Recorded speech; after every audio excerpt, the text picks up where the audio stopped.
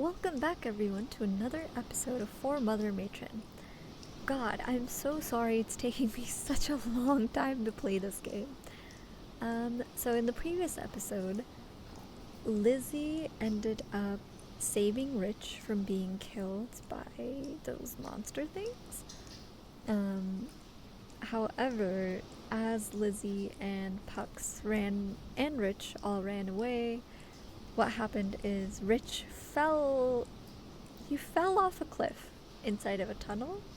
I don't know how to say that. Yeah. That's what happened, and they had to leave him behind. Hopefully he's still alive. I'm gonna cross my fingers he's still alive, since we're not fully sure that he's dead, and it was pretty hard to make sure he lived through that encounter. Let's get through this now. A path led from the crag of rock we were standing on through the water to the center island where it branched in 3 directions. Each path seemed to lead to the same spot, however, which was a brick-laden hallway that Puck suspected may contain the utilities we were looking for. What is this, thingy on here? Because, not lying, this picture reminds me of a place that I've actually been to, and I'm like, is this picture with these things, are these supposed to be sea lions? Because if they are, I should ask the developer if he used this picture of this place that I've actually been to. It'd be cool. Lizzy, what makes you think that? Well, there's a sign. Subsurface Dam Service Entrance. Society for Innate Relief. No trespassing. Oh. To our right was a little wooden fixture with a sign on it, presumably pointing us towards the subsurface dam the Mother Matron talked about. Society for Innate Relief. What's that? Don't know. Don't really care. You're kind of a jerk. Rude. I was just asking. I'm not looking forward to getting my shoes wet. Me neither. We gotta go though. Keep your guard up. I nodded and followed Pux. As we reached the water's edge, I noticed something. Hey Pux! Look there! I think it's another journal or something. Pinned against a smaller rock near the edge was a thick book, soaking in the water.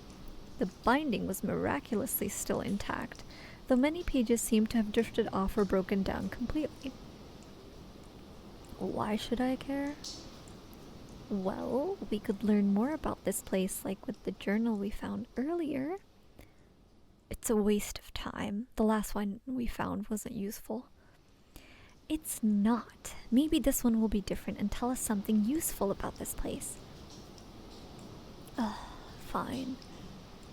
I don't think this one will be legible though. Well, if it's not, I'll toss it back in.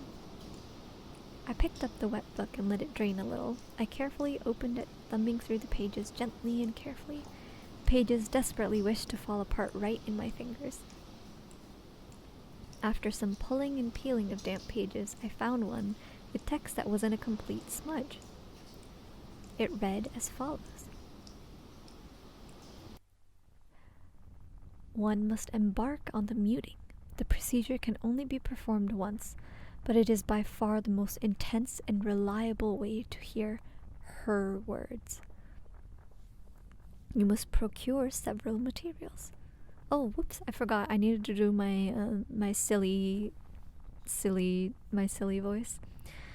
The first and foremost obvious is the blade. The older, filthier, and rustier the better. Please consult the weathering guide in the appendix if you only have access to clean and well-maintained blades. No! I'm gonna have to go back and redo this so that I can keep my blade.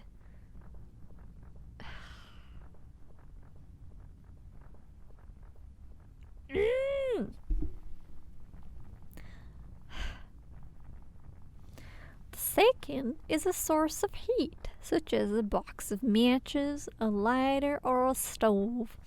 The third and final object is a piece of metal that may retain heat, but it cannot be your blade. It has to be a separate item entirely.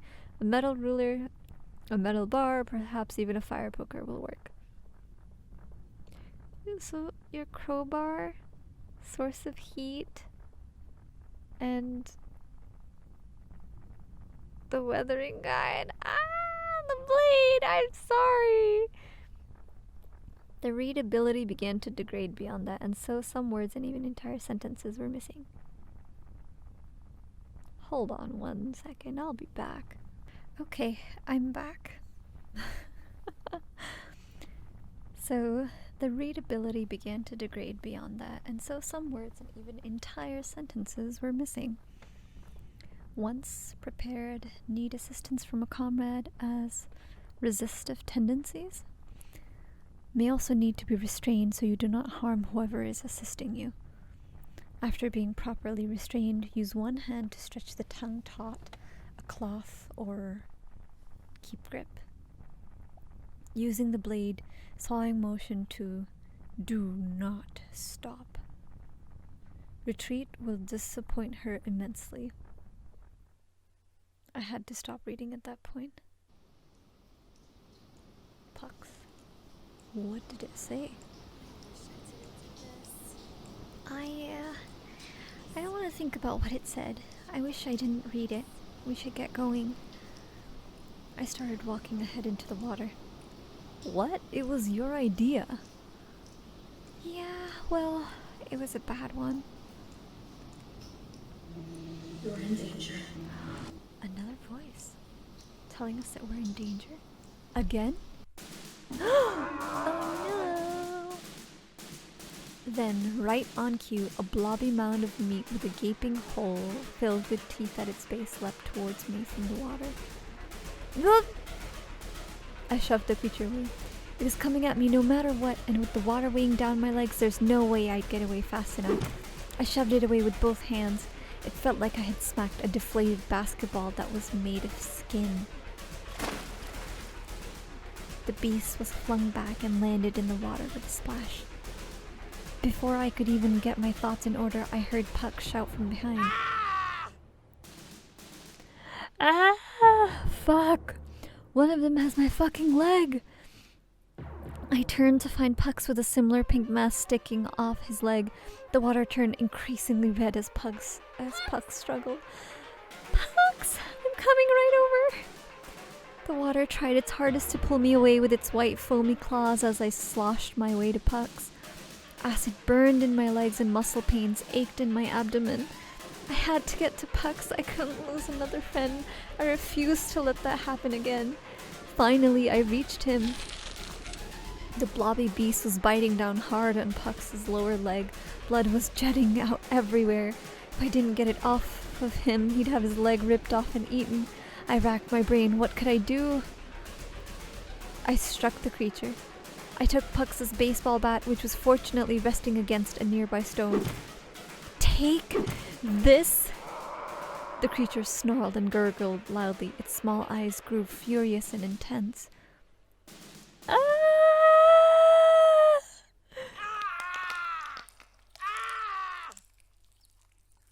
Pux! The disturbing sound of breaking bone and pulverizing flesh rung out. Pux screamed and fell backwards, the creature having severed his leg with its horrible fangs. His eyes were wide, panicked, darting everywhere. The water grew red, and I grew still as I stared at him in shock and horror as he sunk in the water. No! More came, likely awakened by the rich scent of blood. I did not resist. I was no longer really there. Pux and I were reduced to the contents of many stomachs, a fire with the worst pain any human could experience. The Crepuscule had claimed us. No! Right on cue. Oh, whoops. It leapt onto my head, engulfing my head in its stretchy maw. In an instant, the beast crushed my skull and began sucking down my brain matter and the pulpy goo that used to be my eyes. I'm incredibly thankful that my death was, if nothing else, swift and painless. The Crepuscule had claimed another. No! I refuse. Let's, whoop. I tried to leap out of the way. I tried to get away from the creature, toiling through the furious current pushing against me.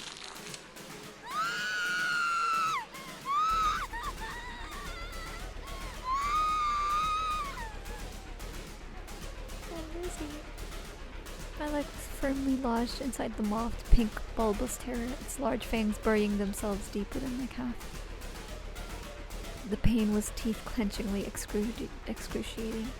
If I didn't do something fast, I'd be short a limb. But what could I even do? I made a quick decision. I dunked it into the water.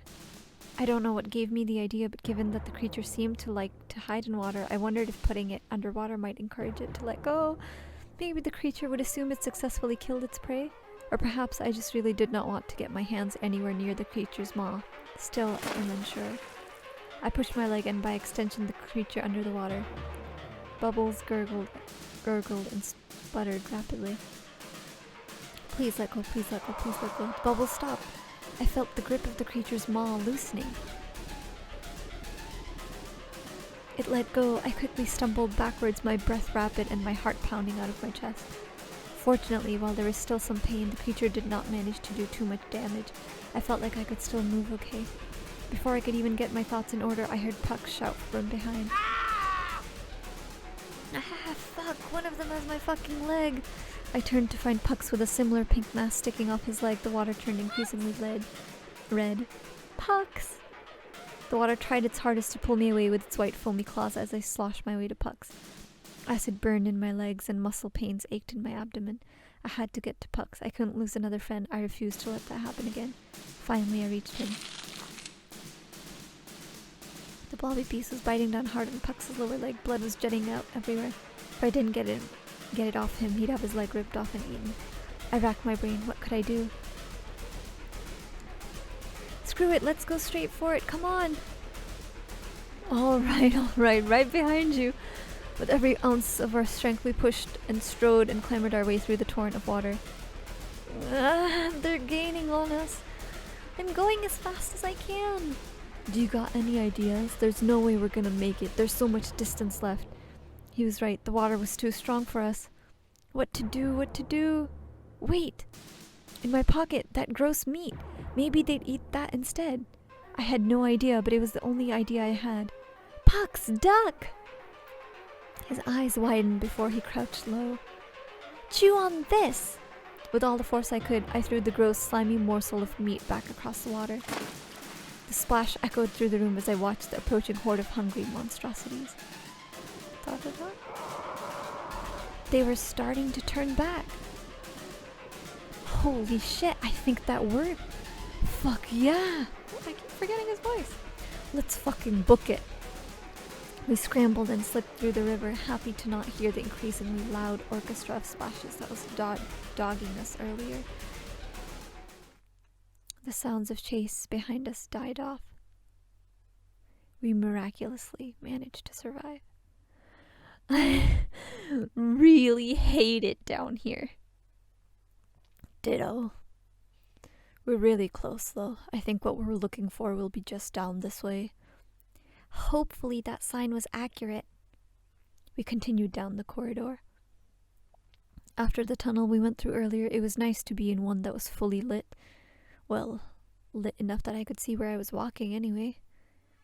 There wasn't really any indication at the scale of the facility from the outside, so I couldn't help but be awestruck at the grand size of the subsurface dam. Wow, look at this place. It's huge. What are all these big machine things for? Did the background happen to, get stuck? I would guess they are water purifiers. The dam must pull double duty. Gets water from that river we came in from, funnels some of it to these purifiers while using the rest of the water to generate power. How did they get power out of water? I thought electrified water was dangerous. No, it doesn't have electricity in it, but the water is in motion. As the water rushes through, you can use the force of the running water to generate energy using a turbine. Or turbine. I thought about asking what a turbine was, but I thought I'd just get more confusing. Or so I've read. I think. I've never gotten to see one up close. Pux is flashing again! That's interesting. I don't really know much about machines except for sewing, so it's cool to learn more. It's strange, though. What is?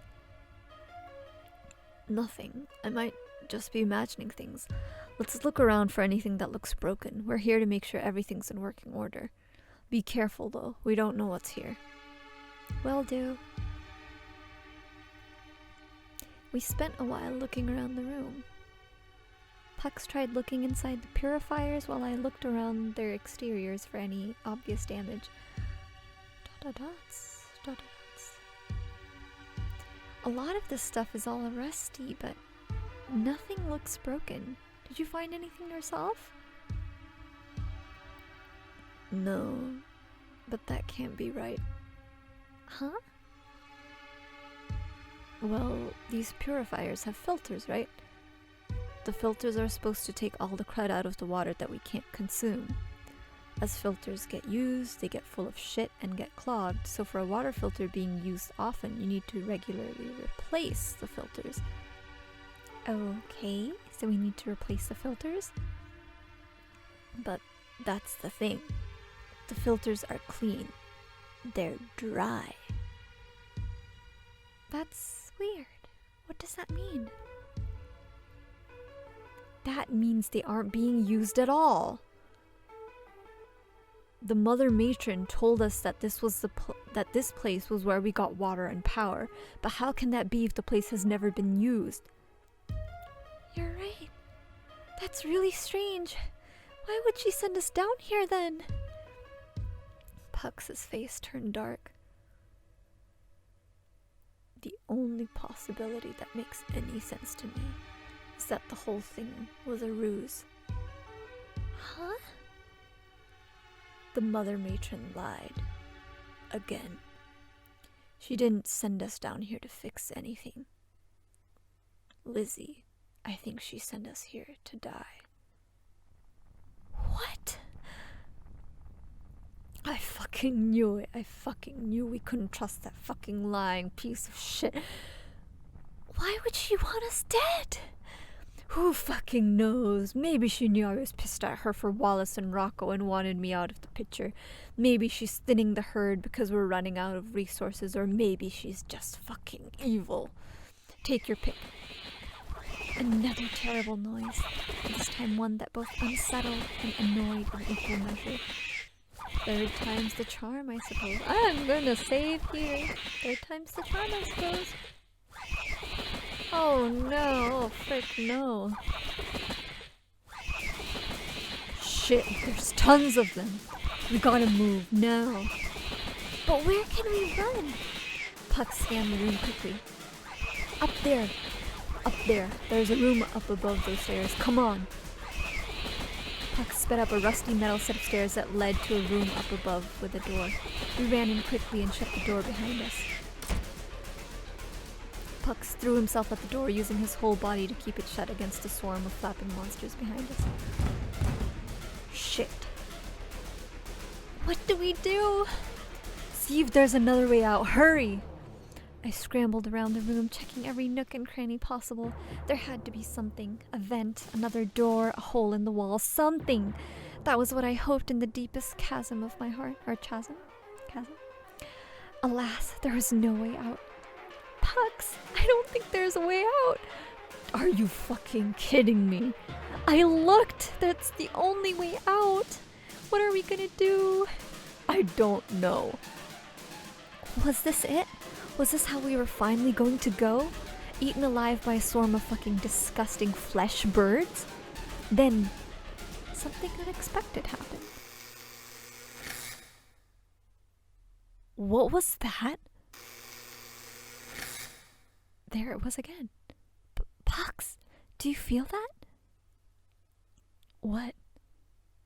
I'm feeling sleepy. What are you talking about? Something about that sound. It flipped a switch in me.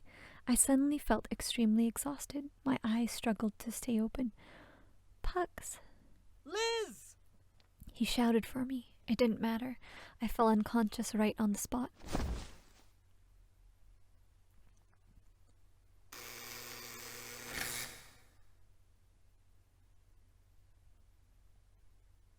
Wakefulness again, or before, technically, since this is a memory. Where am I? I was back in the monolith, in front of the matron's chamber. I didn't remember how I got there. Was I carried? Teleported? Was the nightmare I just went through all a bad dream? I desperately hoped for that option. Hello? Is anyone here? Did you hear that sound again? The intercom? Where did that buzzing come from? Did I hear something unlock there too? I looked to the door. Was I being instructed to go in? I resolved to check. Yeah, this thing's like, I know I like completely I freaked out last time. It was open. Something deep inside me was belting out in desperation, begging, pleading with me not to step through the door. And yet, something even grander compelled me to continue, and so I did. And with that, I'm going to end this episode over here. Thank you all for coming on this journey with me, and I hope to see you all soon on the next episode.